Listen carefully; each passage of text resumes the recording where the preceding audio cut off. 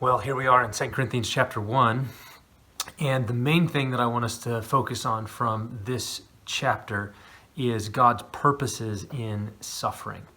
And to set that up, I want us to kind of get a couple of things from the passage. The first has to do with the different kinds of affliction, the different kinds of suffering. Okay, so Paul in this passage mentions specifically, he wants them to know about the affliction he experienced in Asia. I don't want you to be unaware, he says, of the affliction we experienced in Asia, and he describes it a bit. He says, we despaired of life itself. We were utterly burdened beyond our abilities. Like it was beyond anything we'd experienced. We ran out of resources. We had nothing left. That was the kind of affliction that we experienced in Asia. And in other parts of the New Testament, Paul describes other afflictions at Ephesus and at Corinth and different places. So he's been through different types of afflictions in his life, and that's true of us as well, right? We can distinguish afflictions. We can distinguish affliction based on whether it's like a natural affliction, like disease or sickness or something like that, or whether or not it's a moral affliction, like somebody is attacking us, someone is lying about us or slandering us. So those are different types of afflictions.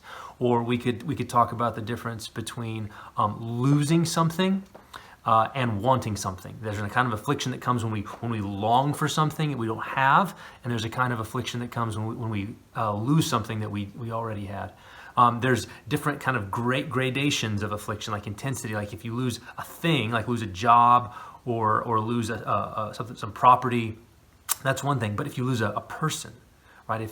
If a family member dies, that's a different kind of affliction. So there's all different types of affliction, and it's important to recognize the different types, but the danger comes when we begin to compare. Okay, so it's possible for us to look at our afflictions and compare them to other people's afflictions. This is probably inevitable. We're going to do this, but there's a danger in it, because we can begin to say, well, they've not experienced what I've experienced, and so they don't get my affliction. And one of the things this does is it cuts us off from comfort, from fellowship.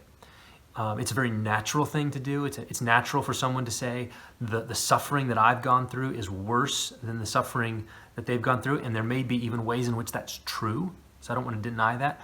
But Paul, it's a natural human response to say, you don't get what it's like to be me. You don't get my affliction. You don't understand. Okay, but what we're after and what Paul presents us with here is not a natural human response, but a supernatural Christian response. And so here's what he says. This is the second thing. So that first was different kinds of affliction. Second is, let's look at this supernatural Christian response. Paul says very clearly that the God of all comfort comforts us in all our affliction, so that we may be able to comfort those who are in any affliction with the comfort with which we ourselves are comforted by God. And so Paul says we're comforted in our affliction so that we can comfort others in any affliction. Okay, so there's a sense, what Paul's saying is that Christian comfort is transferable. Whatever the differences are between what you've suffered and what I've suffered, the comfort that we've received is shareable. It's something that we can have together. So we shouldn't let the differences between our sufferings overshadow the commonality. And that commonality, Paul says in this passage, is twofold. The first is that he says our afflictions are Christ's sufferings. This is really, really important. He says, God, we're able to comfort those in any affliction with the comfort which we've ourselves been comforted. For as we share abundantly in Christ's sufferings, so through Christ we share abundantly in comfort too. And so he moves and he uses, he's talking about our affliction, and then he talks about Christ's sufferings, and he says those are the same. Okay? So there's a way in which Jesus has entered into our affliction so that our affliction is his sufferings. So that when we're afflicted, we're sharing in his sufferings. And that's true of my affliction, and it's true of your affliction.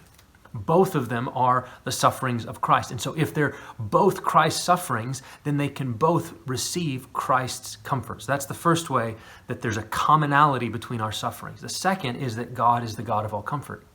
He's the Father of mercies. And so because he's the God of all comfort, if he gives me comfort, I can give you that same comfort, even if our sufferings differ in details.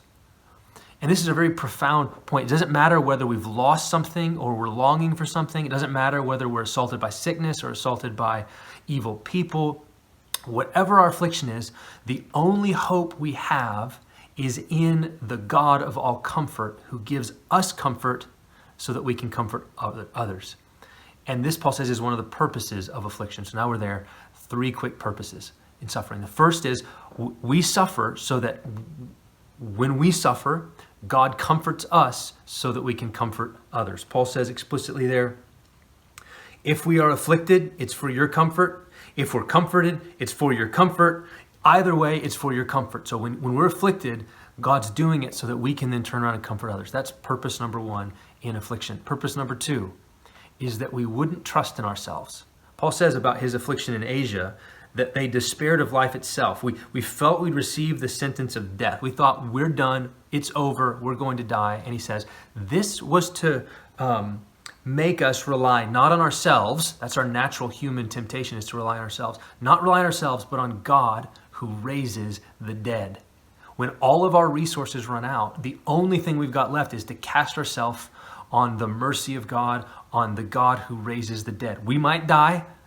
That's what Paul says. We might die, but God raises the dead. That's why God sent this suffering to us, so that we would trust in and hope in the God who raises the dead.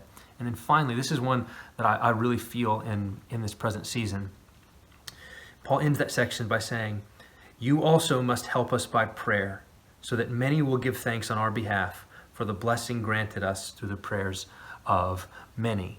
And so what Paul wants us to do is he's afflicted in specific ways, and he makes that affliction known, and he says, I believe God's going to deliver us, but I believe God's going to deliver us through your prayers, Corinthians. I believe he's going to deliver us through your prayers. And so you need to pray. You need to pray big, impossible, specific prayers for me. And you need to pray them in your prayer closet, and you need to pray them when you gather, and you pray those big, specific, impossible prayers so that when God shows up, so that when he blesses me with answers, everybody gives thanks, because it's obvious who did it and why. God answers those prayers so that he can receive the glory for the answered prayers. So the exhortation to us is, there's lots of afflictions happening. There's afflictions happening in this world with the coronavirus, with the protests and the riots and the grief and the pain, all involved in that. And then those are the big macro cultural ones. And then all of the little ones that are getting lost in this season, the loved ones who are passing away and we don't get to go to their funeral, the sicknesses, the illnesses, the loneliness, all of the personal individual. There's all kinds of affliction happening. And our heart for us as a church, the pastor's heart for us as a church, is that we would recognize those affliction, we would share the comfort we have with others, we would trust in God who raises the dead, and we would pray big, specific, impossible prayers and watch and see what God does.